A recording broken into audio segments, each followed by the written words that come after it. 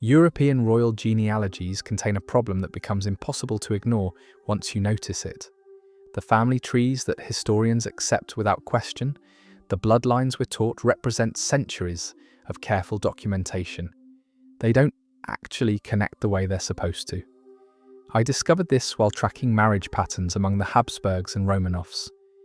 What started as routine research turned into something far stranger when I began following the maternal lines backward through time. Pick any major European royal house from the 18th or 19th century. Trace the women who married into these dynasties. You'll find something unsettling. Their ancestry evaporates, not gradually, but abruptly, usually within 2 or 3 generations.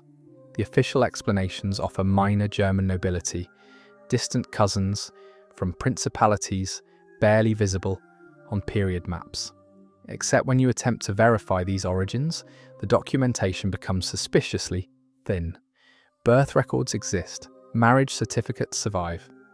But the actual bloodline evidence, the proof connecting these women to their claimed ancestry, it's missing. This matters because these royal houses were obsessed with lineage purity. They maintained meticulous records of their breeding stock, documented every connection, verified every claim.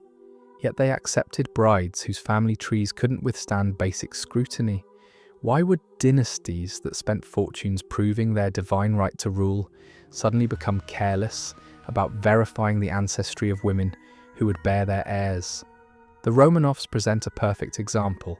Official history traces them to the Rurik dynasty through an unbroken chain stretching back centuries. The documentation appears complete. Marriage records, birth announcements, court chronicles. But buried in academic footnotes, mentioned once then never explored, you find references to Tatar ancestry in several major Russian noble families. Not Mongolian, Tatar. The word itself derives from something historians prefer not to discuss openly. Tartari. Now shift westward to Britain. The House of Hanover arrived from German territories in 1714.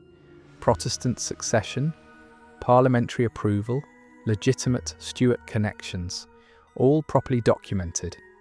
Except those German principalities the Hanoverians came from had themselves undergone recent dynastic upheavals. New families, new crests, new lineages, all appearing within a generation or two of being called upon to provide British monarchs. One transformation might be coincidence, might be multiple transformations across the exact territories that later supplied European royalty suggests coordination.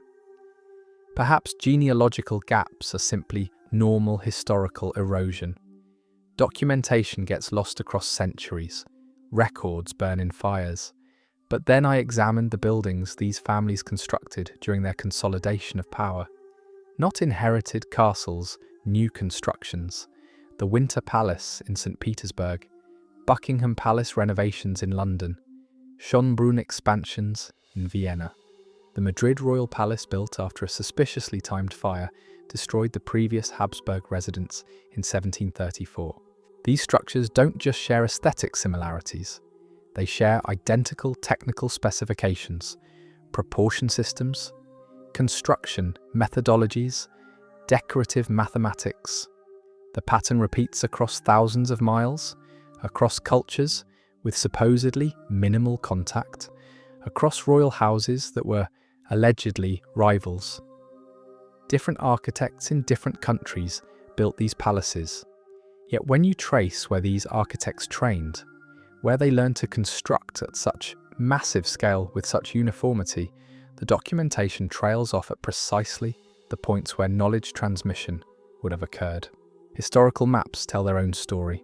Pull up cartographic records from the 1600s and 1700s. French maps, Dutch maps, British maps. Look at the vast Asian interior labelled Tartary or Grand Tartary or Tartaria.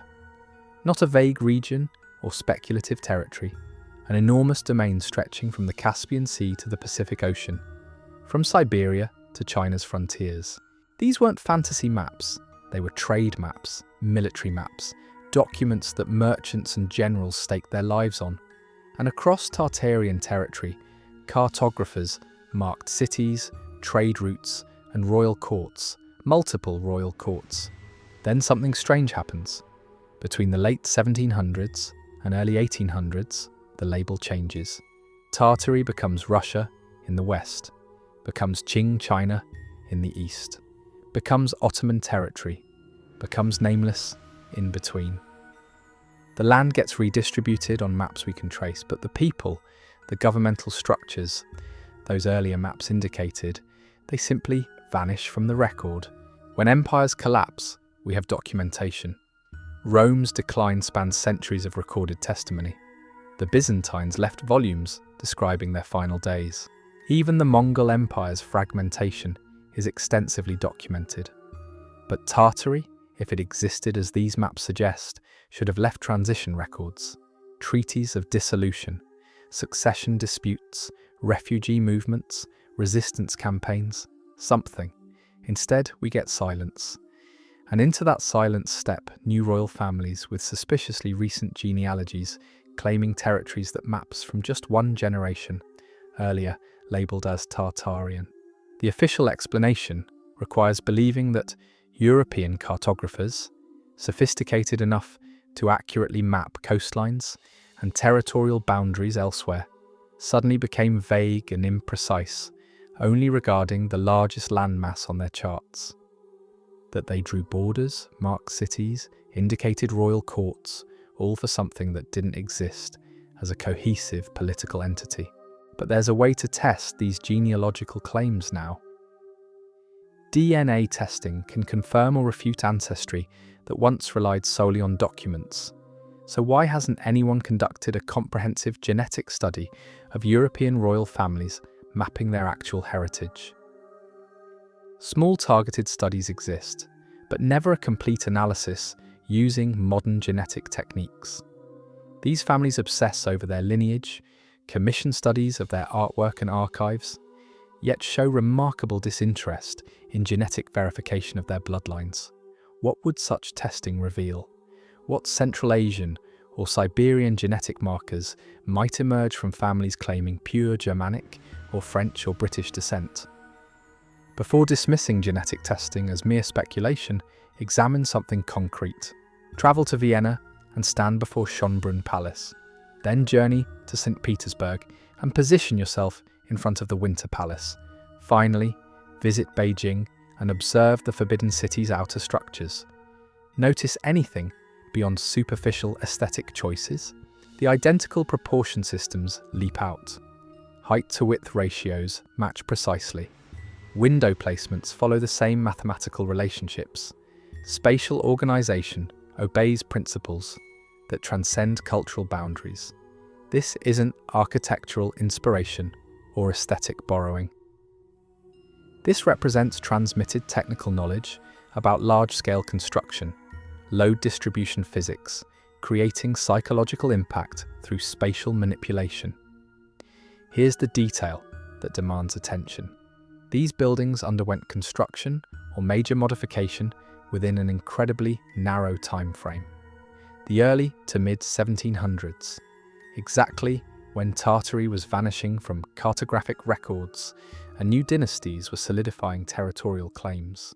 Official histories credit travelling architects, shared aesthetic movements, perhaps Palladian influence spreading across continents. But that explanation demands extraordinary coordination. Architects from rival empires supposedly competing for supremacy somehow independently adopted identical mathematical systems, built at massive scale in multiple capitals simultaneously, all while their patron families waged wars and signed treaties against each other. Or perhaps they weren't rivals at all. Perhaps these supposedly separate royal families were branches of a single ancestral tree, constructing in a shared architectural language that represented common heritage requiring concealment. Royal heraldry reveals another layer. The double-headed eagle appears in Holy Roman Empire insignia, Russian Empire crests, Byzantine symbolism, multiple Balkan nations, various German principalities. We're told each culture adopted this symbol independently. that it carries different meanings in different contexts. But symbolism, this precise, doesn't emerge randomly across isolated populations. The double-headed eagle requires specific artistic knowledge to render correctly. Particular proportions, wing arrangements, crown placements, yet it appears across cultures with supposedly minimal contact during adoption periods. Examine other recurring elements. Crown designs repeat with suspicious consistency. Lions and bears appear in particular arrangements that transcend geographic boundaries. Color combinations in specific sequences show up again and again. These families weren't copying homework. They were employing a common symbolic vocabulary, a visual language of power and legitimacy predating their official founding dates.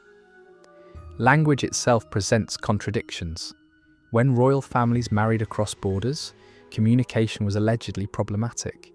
Historical accounts describe princesses arriving in new kingdoms unable to speak local dialects, requiring years of study. Yet those same families conducted private correspondence and understood each other perfectly during critical political negotiations. Latin or French served as diplomatic languages. Official histories stopped there, but old documents contain tantalizing references to other languages used in certain royal contexts. Languages described as ancient or traditional, never specified, never elaborated upon. What if a lingua franca existed among these families beyond Latin and French, a language from actual common ancestry that would reveal too much if used publicly? The deliberate vagueness around linguistic practices in royal households occurs precisely during periods when genealogies become most important to establish. Count the fires that destroyed records between 1650 and 1850. The royal palace in Madrid burned in 1734. The Library of Congress suffered flames in 1814. Crystal Palace met fire in 1936. Hanover State Archives experienced multiple blazes, most records lost permanently. Those represent famous incidents. Dig deeper, and dozens of smaller fires destroyed specific genealogical documents, land registries, historical records during this transformative era. Some fires across centuries are inevitable. Wooden structures, open flames, accidents happen. But these fires occurred at suspiciously convenient moments, right before genealogical claims required verification. Immediately after territorial transitions, precisely when old records would contradict new official narratives. After each conflagration, record reconstruction favoured newly established orders, newly documented bloodlines, newly claimed territories. Siberia holds keys to everything. On old maps, Siberia isn't Russian territory. It's labelled part of Tartary, vast, resource-rich, sparsely documented Siberia. Then over a remarkably brief period in the 1700s, it becomes Russian. Not through documented military conquest, not through treaties available for examination, it simply becomes Russian. Official explanations describe Cossacks gradually expanding eastward. Local populations were primitive, offered minimal resistance. Russia's claim was inevitable and natural. But when Russia did document Siberian expansion, records describe encountering cities, not villages, cities with stone buildings, organised populations, established trade networks, cities that don't appear in modern historical narratives, cities that allegedly left zero archaeological trace despite being substantial enough for contemporary Russians to document their existence. Where did those urban centres disappear to? Who constructed them? If Siberia maintained established civilization when Russia arrived, whose civilization was it? The silence surrounding these questions echoes across centuries, architectural patterns that shouldn't exist across supposed rival empires, genealogical gaps in history's most meticulously documented families, cartographic evidence of vast territories that officially never existed as cohesive entities. Genetic questions remaining deliberately unasked despite available technology, symbols and linguistic practices hinting at common ancestry that contradicts every official narrative. What would comprehensive genetic mapping of European royal families reveal? What Central Asian markers might surface in bloodlines claiming pure Western European descent? What Siberian genetic signatures could emerge from families insisting on unbroken Germanic or French lineage? Modern DNA analysis has revolutionized understanding of ancient populations. Groups assumed isolated and pure show genetic markers from distant continents. Humanity represents a tapestry of constant mixing and migration. Pure bloodlines are demonstrable myth. So why haven't families obsessed with heritage, legitimacy, and divine right commissioned complete genetic verification using contemporary techniques? Small targeted studies exist, but never comprehensive analysis mapping actual biological ancestry against claimed genealogies. The same families commissioning studies of artwork, archives, palace provenance show remarkable disinterest in genetic confirmation of their most fundamental claim, their blood itself, unless they already possess knowledge of what genetic analysis would expose. Before dismissing this investigation as mere speculation, examine something concrete. Travel to Vienna, position yourself before Schönbrunn Palace, journey next to St. Petersburg, stand facing the Winter Palace, then proceed to Beijing. Observe the Forbidden City's outer structures. Notice anything beyond superficial aesthetic similarities? These buildings share identical proportion systems. The relationship between height and width matches precisely. Window placements follow the same mathematical ratios. Spatial relationships adhere to identical governing principles. This transcends coincidence. This represents transmitted knowledge, specific technical understanding about construction at massive scale, about distributing structural loads, about projecting authority through built environment. The critical detail? Many structures were erected or substantially modified during one narrow time frame, early to mid-1700s, the exact decades when Tartary vanished from cartographic records and new dynasties consolidate deterritorial control. Official explanations attribute similarities to travelling architects, to shared aesthetic movements, to influence from Palladio and other classical masters. But that narrative demands incredible coordination. It requires architects from rival empires to independently adopt not merely similar styles, but identical mathematical systems, to construct at enormous scale across multiple capitals simultaneously. To accomplish this while their royal patrons allegedly competed for continental supremacy, or perhaps they weren't rivals at all. Perhaps these supposedly separate royal families were branches from a single ancestral tree, building in a common architectural language representing shared heritage requiring concealment. Examine royal heraldry next. The symbols these dynasties selected for self-representation reveal patterns. Start with the double-headed eagle. It appears in Holy Roman Empire heraldry, Russian Empire insignia, Byzantine emblems, various Balkan nations, multiple German principalities. We're informed this symbol was adopted and readopted independently, that it carries different meanings across different contexts. But symbolism this specific doesn't emerge through random chance.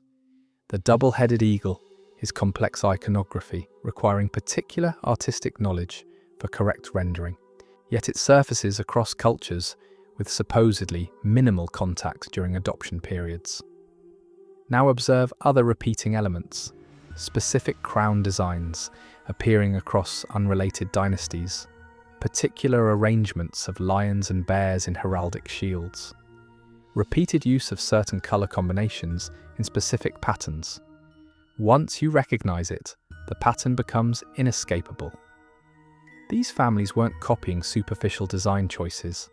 They were employing a common symbolic vocabulary, a language of power and legitimacy predating their official founding dates, a language suggesting shared ancestry that contradicts every established narrative. Here's something that defies logical explanation. When royal families married across borders, language supposedly created barriers. Documented accounts describe princesses arriving in foreign kingdoms unable to speak local languages, requiring years to achieve fluency.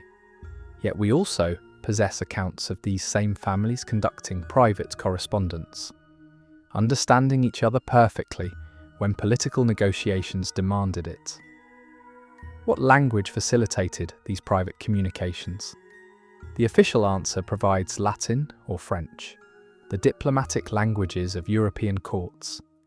But tantalizing references in old documents mention other languages used in certain royal contexts. Languages described as ancient or traditional but never specified. What if a lingua franca existed among these families beyond Latin and French? A language from actual common ancestry that would reveal connections better left hidden, not claiming definitive knowledge of what that language was. Asking why such deliberate vagueness surrounds linguistic practices in royal households during precisely the period when genealogies become most crucial to establish. The evidence accumulates from multiple directions: architectural knowledge transmitted across supposed rivals, heraldic symbols suggesting common origin, linguistic practices hinting at shared heritage, genetic analysis conspicuously absent despite available technology, genealogical records conveniently destroyed at critical moments, maps redrawn to erase vast territories, Siberian cities vanishing from historical narratives, new dynasties appearing with suspiciously incomplete ancestry documentation. Each element individually might warrant dismissal as historical anomaly. Together, they form a pattern too consistent to ignore. What if European royal families aren't separate lineages competing for supremacy? What if they're branches of one ancestral tree that needed rebranding? What if Tartary wasn't vague geographical terminology, but an organized civilization whose descendants still govern under new names? What knowledge would such revelation expose? What technologies might such a civilization have possessed? What organizational systems? What understanding of governance at continental scale? And why would that knowledge require systematic concealment? The next time you encounter a European palace, question its true builders. When hearing about royal bloodlines, question their actual origins. When viewing modern maps of Asia, question what existed before current borders.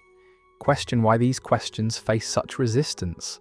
Why genealogical records terminate precisely where they'd reveal crucial information.